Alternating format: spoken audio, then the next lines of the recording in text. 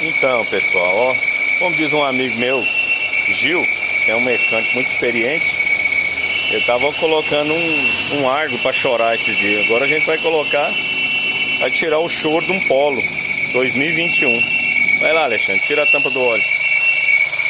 Vamos parar de chorar. Inacreditável, o carro parou de chorar. Põe de novo.